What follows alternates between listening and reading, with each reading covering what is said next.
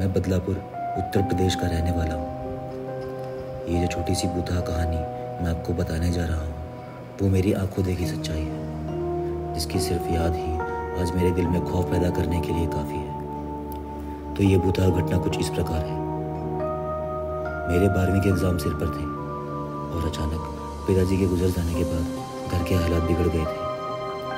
आगे की पढ़ाई पूरी करने के लिए और घर चलाने के लिए मुझे देर रात तक ऑटो चलाना पड़ता था। उस रात को सभी ऑटो वाले घर चले गए थे। सिर्फ मैं अकेला ही भयानक सन्नाटों में ऑटो स्टैंड पर अगली सवारी आने का इंतज़ार कर रहा था। दूसरे दिन दोपहर से एग्ज़ाम शुरू होने वाले थे, इसलिए मेरे लिए समय भी पैसों की तरह ही कीमती था। इसलिए मैं ऑटो की अगली सीट पर बैठकर नोट्स पढ़ रहा था। तभी अचानक मुझे एक नशीली महक ने अपनी ओर आकर्षित कर लिया। वो महक कहाँ से आ रही थी ये जानने के लिए मैं ऑटो से बाहर निकलने ही वाला था, तभी मुझे पीछे से एक कोमल आवाज़ आई, बदलापुर गाँव चलिए प्लीज़। अचानक से आने वाली इस आवाज़ से मैं चौंक गया और पीछे मुड़ के देखा तो ऑटो में एक सुंदर सी सजी धजी लड़की बैठी थी। मैंने उससे पूछा, आप अंदर आकर कब बैठी? उसने कोई जवाब नहीं दिया, वो बस अपने पैरों की तरफ ही देखे जा रही थी। मैंने भी आगे कुछ नहीं पूछा और तुरंत ऑटो स्टार्ट करके गांव की तरफ चल पड़ा।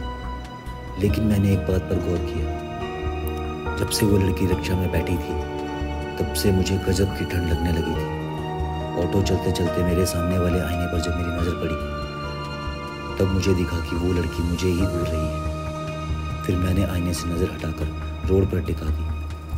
कुछ ही दूर जाने के बाद रिक्शा में अचानक कहीं से सड़े हुए मांस की बदबू फैलने लगी। वो बदबू इतनी तेज़ थी कि अब मुझे घुटन होने लगी थी। सांस लेना तक मुश्किल हो गया था। उस वक्त फिर एक बार मेरी नज़र आईने पर पड़ी और उसमें दिखने वाले उस भयानकर और विकृत नज़ारे से मेरी रूह कांप गई, क्योंकि उस आईने में जो लड़की मुझे देख रही थी वह एक दुल्हन के जोड़े में थी और उसका चेहरा आधा जला हुआ था, जिसमें से मांस के लोथड़े लटक रहे थे। मैं उस वक्त इतना ज़्यादा डर गया कि अपनी चलती ऑटो का हैंडल छोड़कर सड़क पर ही कूद पड़ा। उसके बाद सुबह जब मेरी आँख खुली तब मैं गांव के दवाखाने में लेटा हुआ था। पास में मेरी माँ और कुछ गांव के बुजुर्ग बैठे थे। मेरे सिर में 4 टांके लगे थे और बाकी सभी मामूली चोटें थी। सिर पर गहरी चोट लगने के शायद मैं बेहोश हुआ था। और जब मैंने रिक्शा के बारे में पूछा तो सभी ने उल्टा मुझसे सवाल किया, तुम हमें गाँव के बाहर सड़क पर मिले थे तो तुम्हारा ऑटो दूर उस पुराने कब्रिस्तान में क्या कर रहा था? ये खबर सुनने के बाद मैं दंग रह गया। उस सवाल का जवाब तो मेरे पास नहीं था और उस खौफनाक चुड़ैल के बारे में मैंने सबको बता दिया।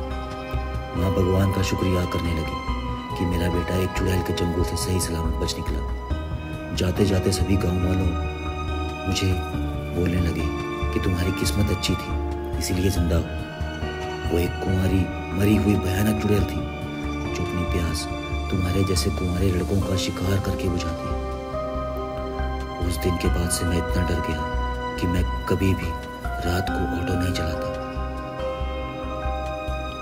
आशा करता हूँ आपको ये वीडियो, ये स्टोरी पसंद आई होगी। अगर आपको पसंद आई है तो प्लीज़ मुझे सपोर्ट कीजिए, मेरे चैनल को लाइक कीजिए, सब्सक्राइब कीजिए। ऐसे ही अच्छी और सच्ची हॉरर स्टोरीज से आगे भी आपसे मुलाकात होगी। तब तक के लिए